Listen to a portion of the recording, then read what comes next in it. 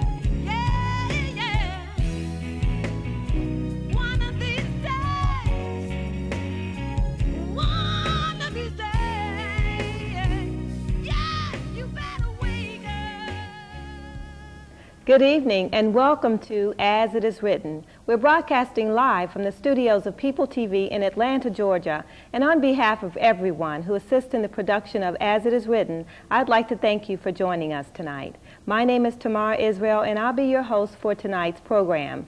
With me in the studio is the elder priest of the New Covenant Congregation of Israel, Elder Yaakov Ben Israel. Elder, welcome to the show. Thank you.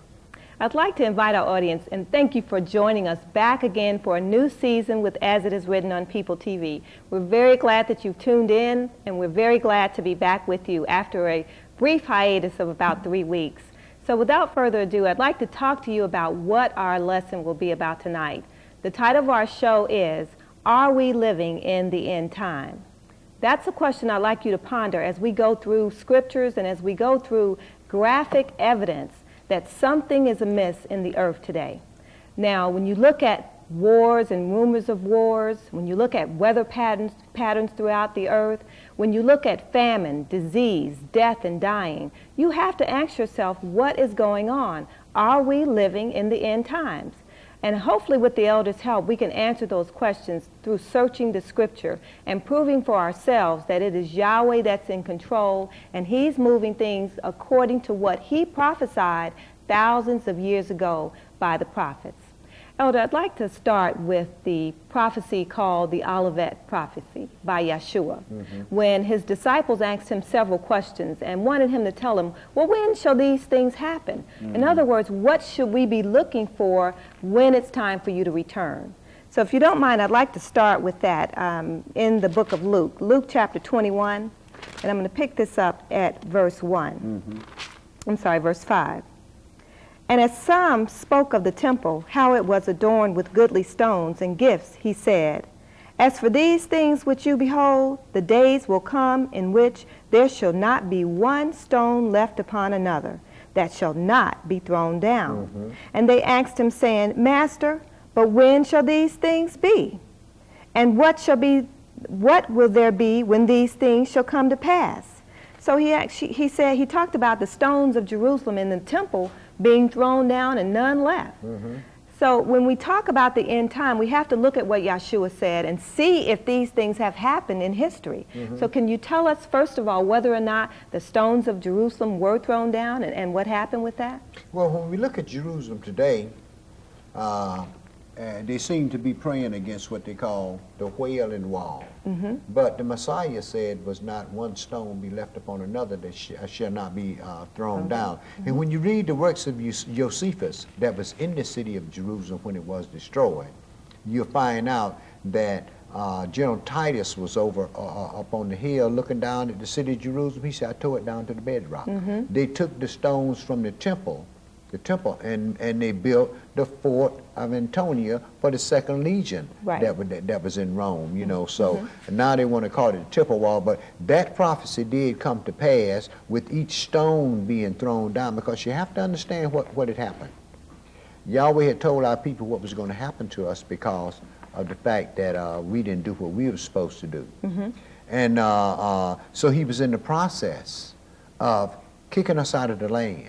Once the Messiah came and sealed a new covenant with our people in his blood, there was no reason for us to stay into the land anymore. So what he did then was, it was time for Judah, the house of Judah, Benjamin, Judah, and Levi, to get out of the land. So in 70 A.D., General Titus came in and destroyed Jerusalem and sold the remnant that was left to the Ethiopians to work in the mines for slaves. Absolutely. And we stayed down there for 1,600 years before we came over here to America. But see, what you have to understand is all of this is in the process of putting Yahweh in a position to where his word is being fulfilled. The book got to be fulfilled, verse by verse and prophecy by prophecy. So he's having these things fulfilled to let us know, well, look, I told you these things was going to come to pass. So you have to watch for these things. Now, you was reading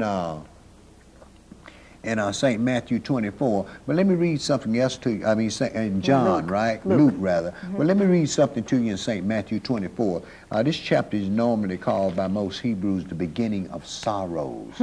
See, For who, though? Yeah, man has had it deliciously up on the earth so far. The Africans has ruled, and then the Arabs ruled, the Shemites ruled with the Arabs, and then the Gentiles came in, and the Gentiles was given the longest period of time to rule. And when you look upon the earth today, under the rulership of all these nations, you can see that the earth is wallowing in sin.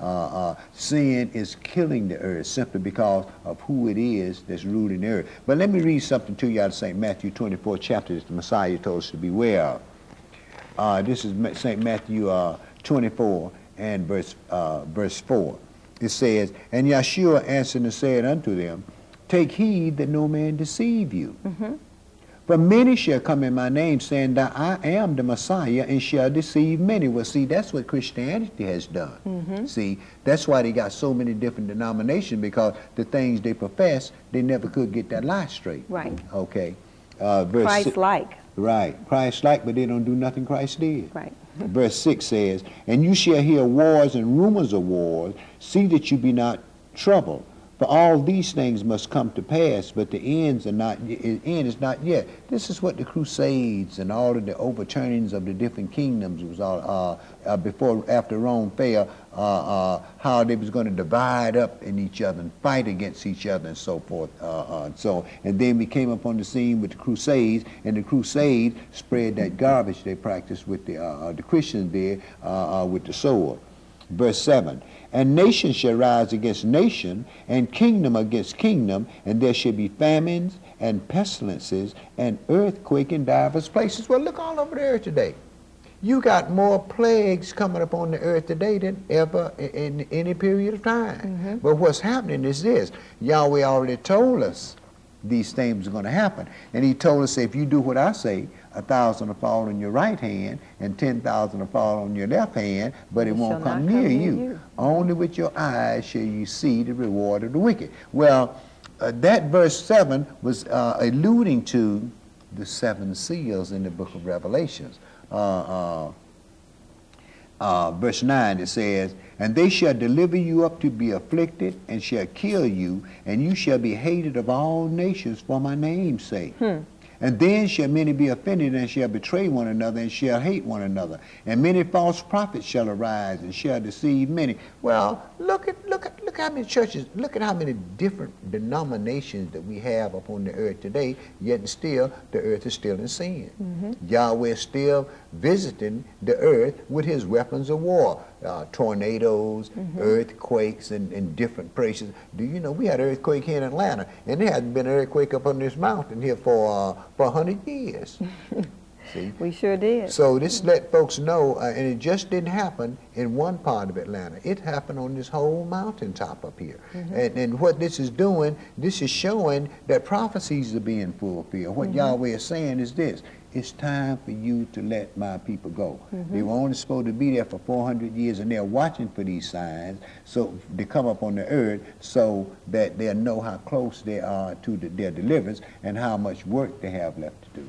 Absolutely. Now that we talked about, and we're going to dissect this chapter throughout this program, because when you first got into talking about the destruction of Jerusalem, that was the first prophecy, that our people would no longer be a people, that we would be trodden down and sold into captivity. And when you go back into Matthew chapter 24, again in this prophecy, he talks about watching for when Jerusalem shall be compassed about with armies. Well, even today, there is a wall, a relief in Rome, Italy, and it's called the Ark of Titus. And this ark depicts our people being carried away into captivity, those that remain. Correct. Because over 1.3 million Hebrew Israelites were slaughtered. I mean, blood ran through the city like a river. And this was documented in history by Josephus. So you can go into Josephus and understand that the rest of the Jews were sold to the Africans to work in the mines. So truly, if we're talking about what's going to happen at the end, the first thing was that we would be taken out of our land and brought into slavery. And that period was to last for another 2,000 years, because we know that the Europeans were only given 2,500 years to rule the earth. Correct. So we're down to the end of the 2,000 years. The end of the Europeans' rule. The 2,520 years and the 400 years of our captivity that was prophesied in Genesis 15:13 come to an end at the same time. Absolutely. That's bringing about, what it's bringing about is Yahweh's word to his servants to let him know, look, I'm in control. Just do what I tell you to do, and I'm gonna save you myself. See, we think we can save ourselves, but we can't. It's the Spirit that has to save us. Let me read something else to you out of Matthew 24 chapter to piggyback on what you was talking about. It says, now, verse 15, when you therefore shall see the abomination of desolation spoken of by Daniel the prophet stand in the holy place, whoso readeth, let him understand. Then let them which be in Judea flee to the mountains. Let him which is on the housetop come not down to take any of his clothes out of the house. Neither let him which is in the field turn back to take his clothes. And woe to them that are with child and to give suck in those days. But pray you that your flight be not in winter, neither on the Sabbath day, for then shall be great tribulation, such as was not since the beginning of the world to this time, nor ever shall be. And except those days should be shortened, there shall no flesh be saved. But for the elect's sake, those days shall be short. So we see with the emergence of this new world order, we can very well see that Yahweh is pushing man into allowing Satan to take man into the position to where these people that's calling themselves Christians and everything, they're going to worship a man. They're going to worship a man that's going to be crowned by other men. Okay, so we're down with one of the prophecies, the fact that we would be taken in slavery. The next talked about war, and you also mentioned that the 7 seals of Revelation speak of first worldwide religious deception and then worldwide wars. Now, in our lifetime, we've had so-called 2 world wars. But listen to this. This is taken from a magazine entitled What the President Doesn't Know. It's the November 2002 issue of the Trumpet magazine. It states, in 1945, the world entered a new age with the successful testing of nuclear weapons in the United States. That same year, their potential for the unleashing of unprecedented horror was revealed with the nuclear destruction of Hiroshima and Nagasaki. The world had entered the nuclear age. Ever since, mankind has lived under the threat of the nuclear cloud. Within 10 years, The nuclear powers had stockpiled sufficient weaponry to literally fulfill a startling prophecy of Yeshua the Messiah relating to the end of the age. His disciples asked him, "What shall be the sign of your coming and of the end of the age?" And Yeshua responded with a detailed prophecy of the events that would lead to his return. War being one of the major ones. Correct. And we see our president and his strong men, the lynchmen of his ambassadors, warmongers, saying, well, through war and armament, we can have peace. Correct. But there's no such thing. There's no way you can get peace from war. When each time whatever nation it was came up with a super weapon, they said, this is the weapon that's going to bring peace upon the earth. But when they looked around, other nations had the same weapons that they had. You see, so, but this is keeping things in sort of a balance. You let man destroy off each other on the earth, but it's keeping things, one thing we can actually say, since we have been out of our land between 70 and 100 AD, we as a people are the only people on the earth that haven't been at war with anybody. You see. But we've been in other countries and we fought their wars, but we were still considered second-class citizens. I mean, when they let the slaves go, I say, hey, y'all through, we through with y'all. Cut and let us loose, and we right here in a country that everybody hated us. Everybody hated us, well, 99% of the people, and it's the same thing today. And then they wonder why, well, they brought us over here with nothing. Then they turn us, we built up the country, then they turn us loose with nothing. Now, and from the way that we've been treated, don't you think Yahweh has something in store for the nations for what they've done to his holy people? And this is the prophecies that we're going through is prophecies that's going to take place to show step by step how our deliverance out of this country is going to come. You know, the nations are so hell-bent on war that bloodshed has been the mainstay, especially during the time, these 2,500 years that the Europeans have ruled the earth. But that doesn't say that when black men ruled the earth, like the Babylonians and the Africans, they waged war too. But this has been a sadistic type warfare. And we can see that with the taking of Saddam's land, you know, and that's the whole thing. They claim that Saddam is a madman. You know, human affairs have been violated in his regime. Name me what regime in America where our human affairs hadn't been violated, but nobody goes back and talk about it. Correct. I mean, when you go back and check and do the math, you find out that the Euro-Gentiles has killed more of us than Saddam Hussein will ever be able to kill of his own people.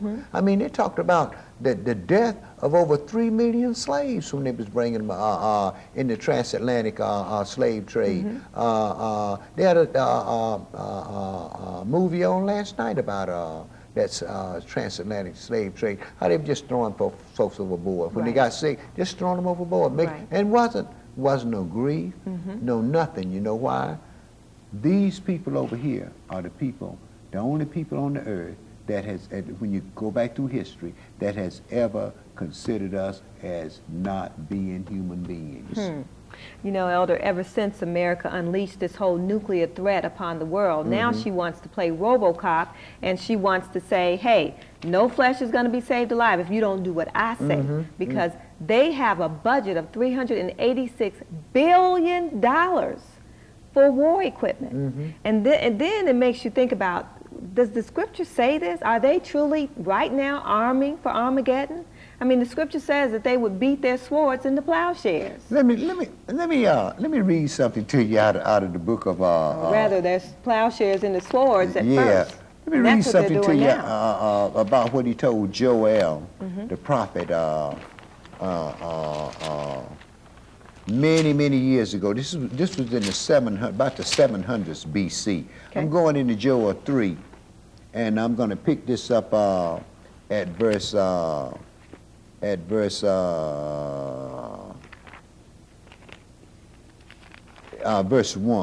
It says, this is Joel 3 and verse 1. It says, for behold, in those days and in that time when I will bring again the captivity of Judah and Jerusalem, I will also gather all nations and will bring them down into the valley of Jehoshaphat and will plead with them there for my people and for my heritage Israel, whom they have scattered among the nation and parted my land. And they have cast lots for my people, and have given a boy for an harlot, and sold a girl for wine that they might drink. And verse 6 says, the children of Judah also, and the children of Jerusalem, have you sold to the Grecians. Still talking about the Gentiles. Europeans. Yeah. That you might remove them far from their border. Behold, I will raise them up out of the place where you have sold them, and will return your recompense upon your own head. Verse 9, proclaim you this among the Gentiles. Prepare war. Wake up the mighty men. Let all the men of war draw near. Let them come up. Beat your plowshares into swords, and your pruning hooks into spears, and let the weak say that I am strong. Assemble yourselves and come, all ye heathen, and gather yourselves together round about. There cause your mighty ones to come down, O Lord. Let the heathen be wakened and come up to the valley of the Jehoshaphat, for there will I sit to judge all the heathen that are round about. You see, so man think he's doing all of this stuff, but Satan is giving him the power and that he needs, and Yahweh is sitting back watching it. Right. Because when you get in the book of Revelation, Revelation 12 chapter, and you deal with the beast with the 7 heads and 10 horns and 10 crowns, you find out these were kingdoms that Satan brought up on the earth. But who did he bring them up against? He brought all these kingdoms up against us. Right. To destroy us because of who we are. And when you look at our people, like Sojourner Truth said, do you think that Yahweh has put these people here through all this problem here for nothing? That's right. He's That's doing right. it to show man who's boss. His power. See, he had to do it once before when he brought the flood upon earth. He had to show man who was boss. And now he has to show him again who is boss, because man is trying to create him a man. That's true. You know, Elder, for weeks now we've heard nothing but about America's great success in the war against Iraq, which obviously wasn't a war at all, because there were two opponents that were not equaled in warfare. So, you know, while they're sticking out their chest, the rest of the world is saying, you know, you didn't have anybody to fight in the first place. And in terms of finding these nuclear weapons, they haven't found any yet. Well, what you have to ask yourself is this.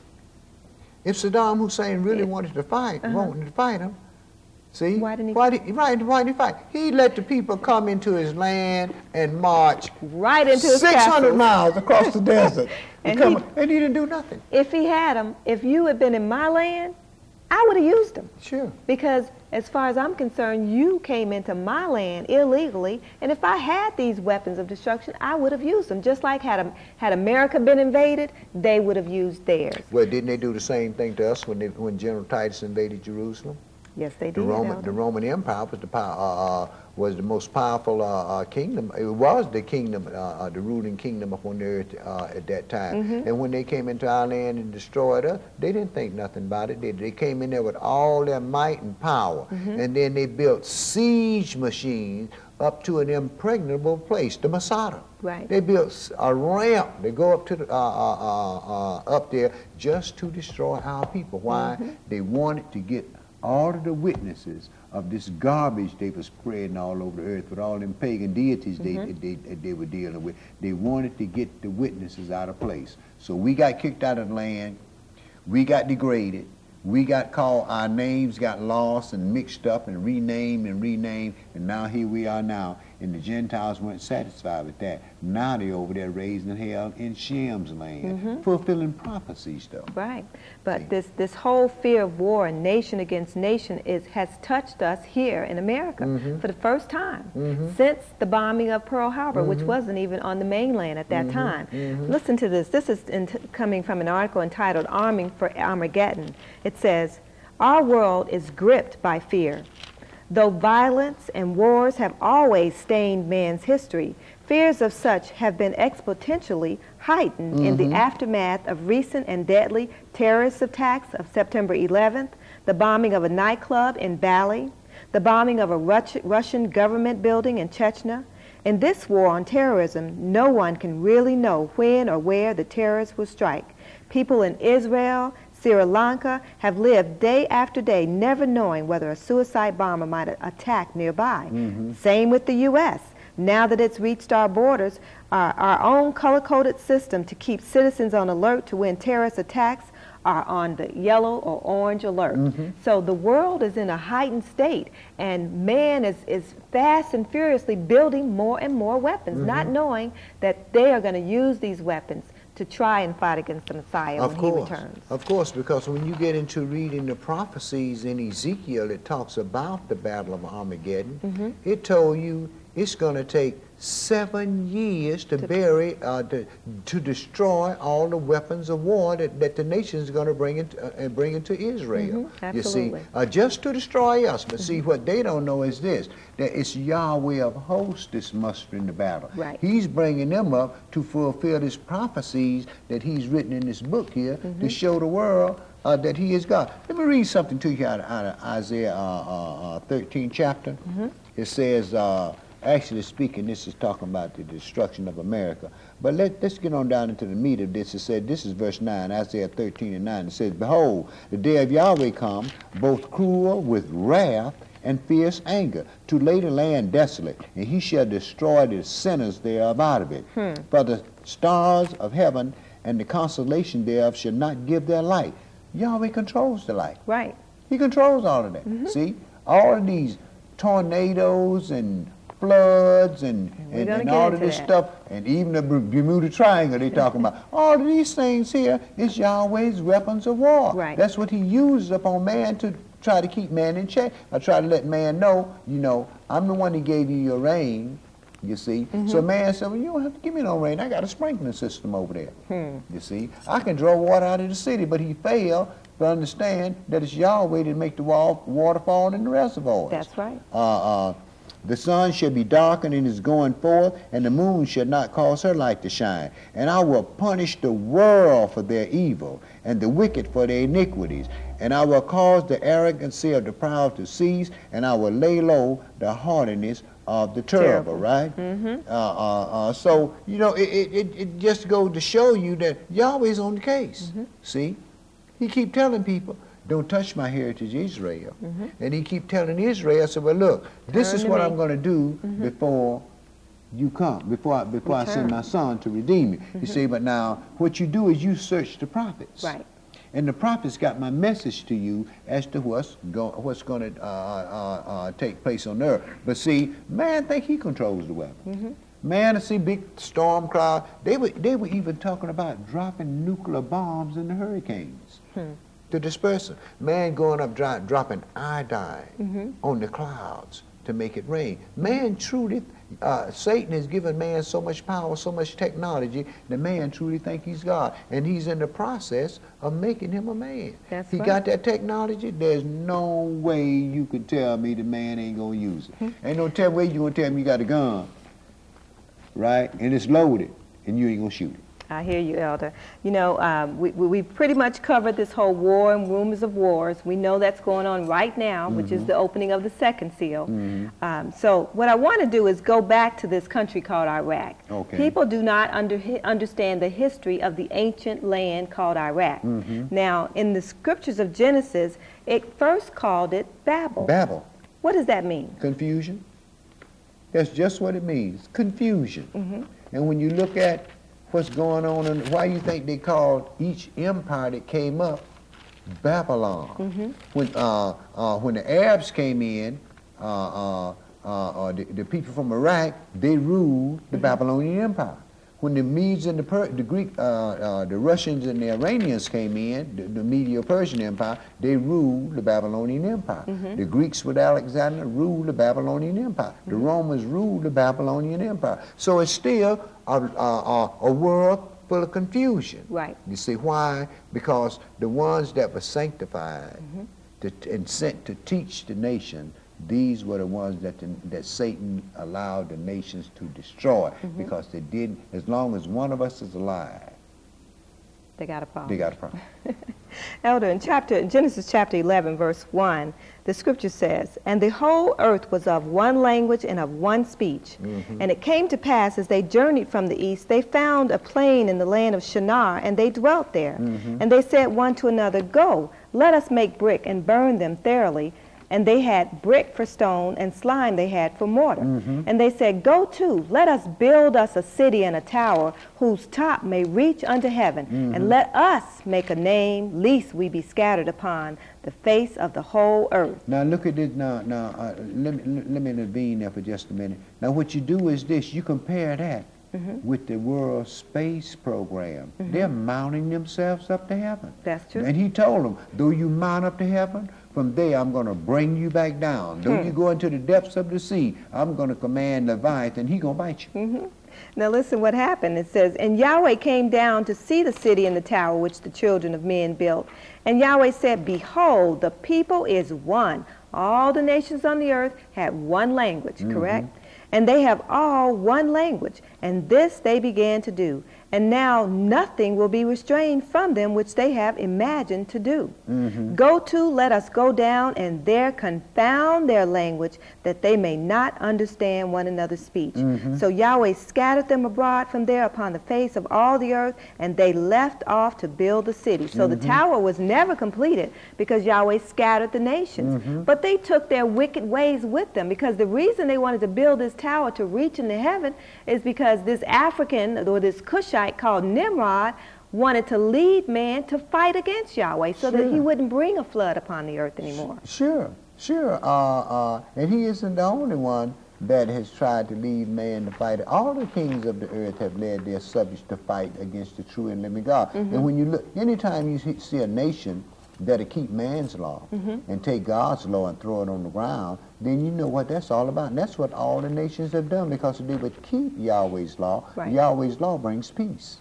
You see, and man don't want peace on the earth, because if you got peace on the earth, capitalism is dead. Democracy is dead, you see. And when you look back, well, and then you have to understand that one thing too, that democracy is the root of Christianity. You have to understand that too. And when you look upon the earth today, my sister, you see that all of these wicked nations that Yahweh has said was going to rule the earth, all of them, the ones that were supposed to rule in the time have, and the ruling class that's supposed to rule now is ruling, and it's for all one purpose, for Yahweh to show them who is boss, because man has forgotten. Now, Elder, I want to go a little bit further with this city called the land of Shinar, or Babel, or Babylon, which is now called Iraq.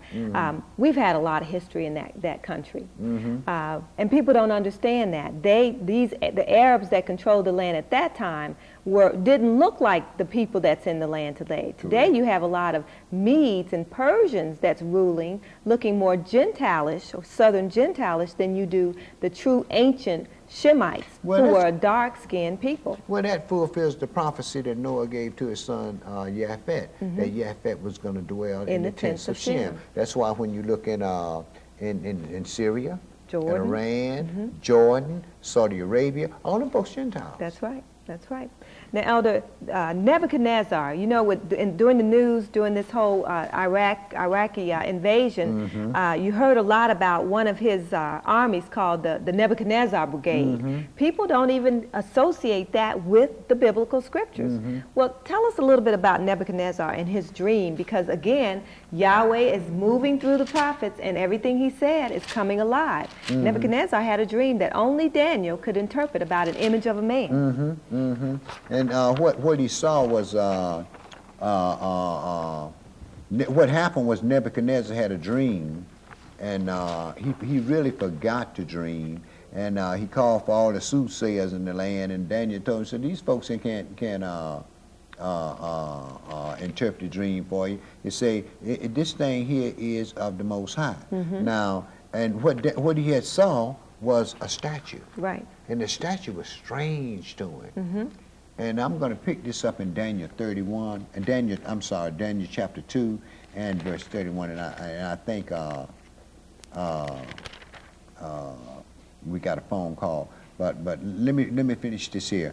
This is Daniel 2 and verse 28. It says, when Nebuchadnezzar had inquired of the dream, this is what Daniel told him. He said, but there's a God in heaven that reveal the secrets and make known to King Nebuchadnezzar what shall be in the latter days. The dream and the vision of your head upon the bed was these. After you, O king, your thoughts came into your mind upon your bed, what should come to pass hereafter. Right. And he that revealeth secrets make known to the, unto thee what shall come to pass. Okay, verse 31 it says, You, O king, sawest, and behold, a great image. This great image, whose brightness was excellent, stood before you, and the form thereof was terrible, and the image's head was of fine gold. Well, that was the first empire with Nebuchadnezzar. The Babylonian The Empire. Babylonian Empire. His breast and his arms of silver, that was the second empire, right? That's when the the Russians and the Iranians came in, right? Okay, and verse 3, his belly and his thighs were of brass. Now, that's the Greek Empire. If you notice, this kingdom is getting weaker and weaker. It came down from gold to brass, right? Correct. Okay, and this fourth empire here says, verse 34, thou sawest, verse 33, his legs of iron and his feet part of iron and miry clay, right? In other words, it was two different substances that would be mixed in this last one, but it wasn't gold, it wasn't silver, it was iron and clay. So this kingdom wasn't worth nothing, okay? Verse 34, you saw us until the stone was cut out without hand, and smote the image upon his feet, not upon his head. The Babylonian Empire had passed. All the other empires had passed, right? So the feet of this beast here was a divided Roman Empire. Rome fell in 476 AD, and they divided it among themselves. They didn't give us none of it, but the nation divided it among themselves, right? So when the stone was cut out of the mountain without hand, that was the Messiah. And he didn't smite this image on his head. Right. He smote him on his feet. But it was still the Babylonian Empire. Which is the empire that we are currently living in today. The 10th of the toe, as a matter of fact. This is why when you get in a book of Revelation, it called the Roman Catholic Christian Church mystery, Babylon the Great, Right. the mother of harlots. And it's ironic that America is going over to old ancient Babylon to destroy them, and they are now the daughter of Babylon. We have a caller. Caller, thank you so much for holding and being patient. State your name and your question or comment. Good evening. Yes, peace. My name is Donald, and I respect you and your program. Thank you, brother. I would like to know what is your view. This is not question, not necessarily biblical, but I would like to know what is your view or assessment concerning the idea of reparations toward black people in this country. Thank you. Thank you. Well, they promised us reparation, but you have to go back and read the history and find out what that was all about, what they was going to give us. The land that they was going to give to the so-called freed slaves, they freed the slaves, and then we still in captivity.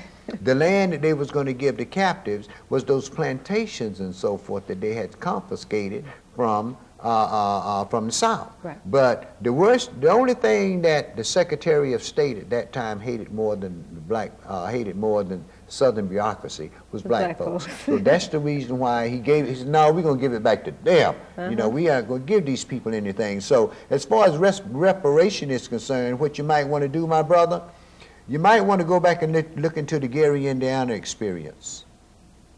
You might want to go back and get in and look into that, and you'll find out that at one time they poured $3 trillion into that experiment to try to make Gary, Indiana, the black Mecca, simply because it was between Indianapolis, Detroit, and Chicago. So they was trying to make that the black Mecca. So they poured all of that money in there. But what happened was the government saw what was happening in that money. We weren't doing anything. The steel mills went broke. That's what happened. I mean, they shut down.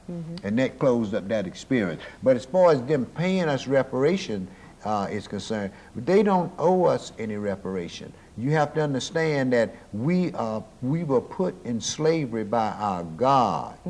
And he said we're going to come out without price or money. So we can very well see that, seeing that Yahweh put us in this nation here to chasten us, the reparation that we will receive is you have to get back into the prophets and read the prophets and see what's going to happen. Once the Messiah sets up his kingdom on this earth, his governmental system is put our people back in the land, he told you that that all the nations that's left upon the earth are going to come up to Jerusalem 3 times a year to bring 10% of their GNP. And that's the reparation that we're going to be receive. We're going to receive it in righteousness and by the laws of God. Yahweh is not going to give us anything that's unrighteous, and these people don't owe us nothing. The Africans didn't owe us anything when we was in Africa slaves. The Babylonian Empire didn't owe us anything. The Greek Empire and the Roman Empire didn't owe us anything. But the thing of it is that Yahweh said, whosoever touched my people touched the apple of my eye, and I'm going to recompense it to you. I'm going to make the nations come down and lick up the dust of your feast because of the peace and prosperity that they're going to have. And that will be the reparation that we receive. To have peace and prosperity upon the earth for 1,000 years, when man would beat his swords and the plowshares and the spears and the pruning hook. Nation shall not lift up this sword against nation, neither shall they learn war anymore. That will be our reparation, because we will be given eternal life in those new bodies, which will live forever. And you'll be able to see your kids 10, 20, 30 generations of your own family. That's what the reparation is all about, because anything else that they give us, we're going to spend it right back with them. Well, I'm willing to wait on my reparations from the Most High. Correct.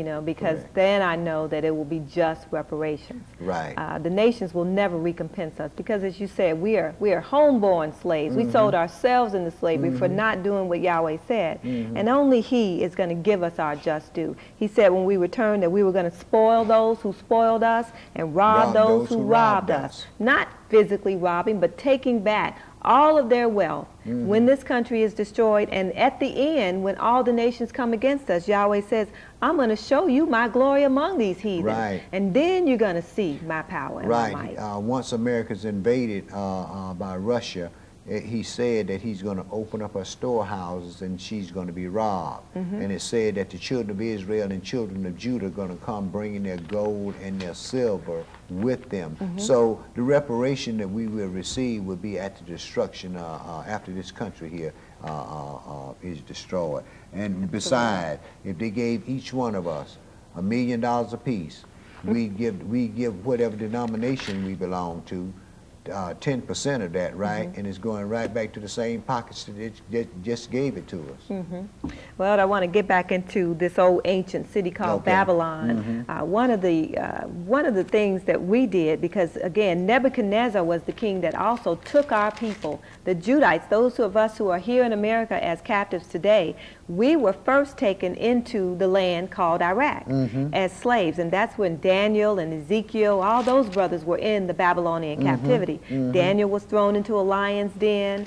3 brothers with him were thrown into a fiery furnace, but Yahweh was with our people. Sure. And we heard about the rivers of the Tigris and the Euphrates River during these past few weeks with the invasion of Baghdad. And in Psalms 137, I'd like to read that, because that was something that occurred actually when we went to this country called Babylon. Verse 1, by the rivers of Babylon, there we sat down. Yea, we wept when we remembered Zion.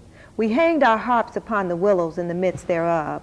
For there they that carried us away captive required of us a song, and they that wasted us required of us mirth, saying, sing us one of the songs of Zion. How shall we sing Yahweh's song in a strange land? And then this not only happened in old ancient Babylon when they had us in captivity, but this is also talking about the daughter of Babylon, America, because the nations did the exact same thing when we came to this country. They made us sing and dance, and today we are still their entertainment as they demand these things of us. Without the children of Israel, there would be no flavor or no spice in the earth. Correct. We just managed to give up our soul back in the civil rights movement. Before the civil rights movement came, we called each other soul brother and soul sister and soul folks. Then after the civil rights movement, we started having blue-eyed soul brothers and blue-eyed soul sisters, so we gave up our soul to become part of what the nations is about. But let me read something to you here out of the book of out of the book of Ezekiel that's going to take place here. But I might be getting a little ahead of myself on that because that's dealing with the last end of the thing when the Messiah comes. But it's some things in Revelations that's going to take place that man has not dealt with yet. And that's the opening of the 7 seals. And my belief right now is that the 5th seal has already, that's my belief now, that the 5th seal has already been opened, but we know that that 4 of the other seals has already been opened. And I want to read something about that, if you don't mind here. Okay. This is in Revelations chapter 6, and I'm going to, see, this is what I like about the creator of all things, my God. He said, I don't do anything till I tell my servants, the prophets, first. But you got people walking around here today talking about how much they love God, they're in church all the time doing all these things, and they talking about, well, the Lord can come any day. No, he can't. He can't come till certain prophecies be fulfilled. We must fulfill the book. All the things that was written about us must be fulfilled, the things we have to go through, and all the things that the nation is written about the nation, they have to do. So the nation don't, like you said, he don't mean to, but Yahweh has put it in his heart to do that. Just like he did Pharaoh. Right, let him know I control the rain, I control the wind, I control man, you see. Because you're right, when Moses went down to Pharaoh, what did Yahweh do? He said, I'm going to harden his heart, he ain't going to listen to you. And that's what happened all the time, except that last time when they killed off all the firstborn. Well, let's look at it this way. America is the firstborn of Europe. Absolutely right. This is in Revelation 6, and I'm going to pick this up. In order to understand this, you're going to have to pick it up at verse 1.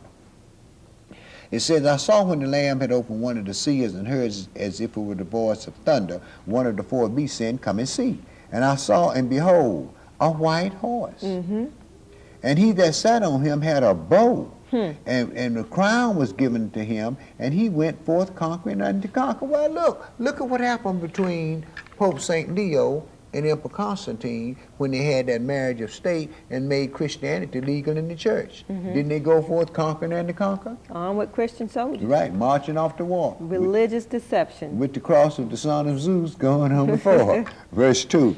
It says, and I saw, okay, we read that. Verse 3, it says, and when he had opened the 2nd seal, I heard the 2nd beast say, come and see. And there went out another horse, which was red, and power was given unto him that sat thereon to take peace from the earth, and that they should kill one another, and there was given to him a great sword. Well, look at what happened in the 1300s. And all The these Muslims, war wars. right. The Muslims went on a jihad in the 1300s, conquered all of northern Africa, and then turned around and fought all the way back over to Constantinople, which is Istanbul, Turkey, fought all the way up in there before the Gentiles turned that battle there. Right. Okay. Verse 5, now this is when the EU, what they're talking about right now, comes up on there, the New World Order that all the presidents and so forth been talking about. New World Order, one king to rule the New World Order. Verse 5, and when he had opened the 3rd seal, I heard the 3rd beast say, come and see. And I beheld, and lo, a black horse, and he that sat on him had a pair of balances in his hand. Well, we're talking now, if he got, let me go ahead and read it so we get more understanding. And I heard a voice out of the midst of the 4 beasts saying, a measure of wheat for a penny, and of 3 measures of barley for a penny, and see that you hurt not the wine nor the oil. So we can very well see that there's going to be a famine coming. You know why it's going to be a famine? Because you're going to have that name, that number, or that mark in order to go to the supermarket to purchase any food. So we can very well see that this was being set in place once the EU started to come up on the scene. Now in verse 7 it says, and when he had opened the 4th seal, I heard the voice of the 4th beast say, come and see. And I looked, and behold, a pale horse. We've heard the story, behold, a pale horse. So we know who he's talking about. This last king that's going to come up, this Pope of the Roman Catholic Church. Excuse me, the top Christian. And his name that sat on him was Death, and hell followed him. And power was given unto him over the 4th part of the earth to kill with the sword, with hunger, and with death, and with the beast of the earth. So we can see that all these things are coming up simply because Yahweh is allowing Satan to do just what he wants to destroy people on the earth. See, people fail to understand that Satan isn't so much working against Yahweh as he is working for him. You're absolutely right, Elder. Everybody works for Yahweh. So we can very well see that Yahweh is talking about bringing some great destructions upon man. But man still don't seem to understand that it's Yahweh that controls everything. Man take too much upon himself. Man think that he is God because he go to sleep tonight and wake up the next morning, so he think he doing all right. But he never quite live his life to the fullest according to the scripture here. You know why?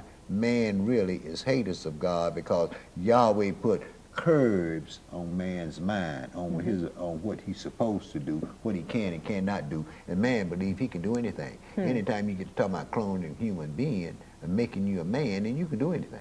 Well, that's what he thinks. And that's what happened. You remember that's what happened when they was building that tower. They say He said, now that they've started to do this, nothing will be withheld from them. Absolutely. You know, Elder, there's an article, I'd like to read a little bit of this because, you know, although people know that there's 7% unemployment, and over in Europe there's almost 10% unemployment in places like Germany, some of the more stable economies. So the world is experiencing some dire changes. And man, the way of life that they used to live, this whole debit thing, is going down the tubes. Correct. And one of the reasons is because of, like you said, their technology has gotten so out of hand, this Frankenstein, that they've even gotten to the point where they would rather produce food than allow farmers to grow. Correct. And all this is upsetting the whole ecosystem. Right. Now they tell you about El Nino, and then a few years later it was something else. But, you know, when they talk about controlling the weather, they can, you know, give you a prognostication. But they have no idea when things are going to hit, because it's Yahweh that controls the weather. So I'd like to get into that a little bit before we end this show. Yeah, well, you know, man thinks he's so great that, like you said, you know, they don't want to grow food anymore. They want to create it. So now, in a few years, you'll be able to take a package, a little flat package, and put it in your microwave, push the button, wait 4 seconds, and when it pop out, you have dinner. a 15-pound turkey with dressing and all the sweet potato pies and everything right in that little package there. That's what they're feeding the spacemen. Yeah, People's you're right. going into space. Listen to this, Elder. This is taken from a magazine entitled The Forgotten. And it's on the economy section, and the title of the article is America the Cursed. Rapid fire, flood, drought, tornadoes, earthquakes, massive corporate fraud, carnage on Wall Street, the dollar toppled by the euro, capital flight, continuing fear of terrorist strikes. All this in just the first half of this year. Is it a mere coincidence, or is there a reason for this confluence of curses on America? Just what is going on in America? Even the blindest man in the street must be wondering if something is fundamentally wrong in the U.S. Record-breaking fires of extreme devastation sweeping through the California and the Arizona areas of last year, and southern Colorado, covering the mighty Rocky Mountains with a palm of ashen smoke in the late spring. Massive fires of historic and record-breaking impact turned much of Arizona in a flaming inferno of catastrophic proportions in the early summer. All this came hard on the heels of the earlier devastation wrought by fire in the state of New Mexico. Meanwhile, records crashed as much as southeastern Texas ran awash under the torrid, muddy onslaught of floods in the wake of unprecedented rains. To the north, huge swaths of Montana and Wyoming lay in the grip of grinding drought as eastward of California and the Dakotas. Commentators began using biblical language to describe this confluence of fire, wind, drought, and flood, and its drastic impact on the economy of the world's nation. But yet, no man is taking these things to heart, because the news will start off by saying there was a great earthquake. Oh, but Mother Nature. Nobody attributes these things to the Most High. But aren't these weapons of his warfare? Of course, these things are weapons of Yahweh's warfare. And if people go back in the book of Revelation 8 and Revelation 16 and see the climate changes and disasters and so forth that's going to be upon the earth, and how Yahweh is going to visit man with all of his weapons of war. So Yahweh ain't coming here and just get to slapping man around. He's using his power, which is what they call nature. It's really the power of the true and living God. But it was Job that talked about some things about that. Why don't you go back up there and see if you can find that Job about that weather. And I'm looking at Amos and see what I can find out of the book of Amos in here. All right. In the book of Job, chapter 37, verse 1, it said, "At this also my heart trembled, and is moved out of his place. Hear attentively the noise of his voice, and the sound that goeth out of his mouth. He directeth it under the whole heaven, and his lightning unto the ends of the earth. After it a voice roars. Yahweh thunders with the voice of his excellency." The thunder is just his voice. Of course. People don't understand that. And after it a voice roareth, it thundereth with the voice of his excellency, and he will not stay them when his voice is heard. Yahweh thunders marvelously with his voice. Great things does he, which we cannot comprehend. For he says to the snow, "Be you on the earth." Likewise to the small rain and to the great rain of his strength. He seals up the hand of every man, that all men may know his work. Then the beasts go into dens and remain in their place. Out of the south cometh the whirlwind, and cold out of the north. By the breath of Elohim frost is given, and the breath of the waters is straightened. Also by watering he wearieth the thick clouds. He scattereth his bright cloud, and it is turned round about by his counsels, that they may do whatsoever he commands them upon the face of the world in the earth. So it is Yahweh that commands these weather elements: tornadoes, earthquakes, whirlwinds, drought, too much rain, not enough rain. It's Yahweh, and he's always used these things as his weapons of war, saying to man, let my people go. Right. I mean, stop sinning, turn back and do what I've told you to do in my law. We got a lot of things to cover, but I think we've only got a couple of minutes left, and I really wanted to cover. You covered things about that water, but the rain and so forth. And if you read Amos chapter 4 and start at verse 6, that also talks about the rain and so forth. But I want to read something else right quick. This is in Deuteronomy 28, and I'll pick this up at verse 58. It says, "If you will not observe to do all the words of this law which are written in this book, that you may fear this glorious and fearful name, Yahweh your Elohim, then the Lord will make your plagues wonderful, and the plagues of your seed, and great plagues of long continuance, and the sore sicknesses of long continuance. Moreover, I will bring upon thee all the diseases of Egypt, which you were afraid." You see, and also every sickness of, and every plague which are not written in the book. They have the Asiatic plague and all, and SARS and all that stuff. Right. Not in those categorize that. But you know, we just see that Yahweh controls everything. Well, thank you very much for tuning in, and we'll see you next week at the same time, same station. We appreciate you watching tonight. Thank you, and good night. And call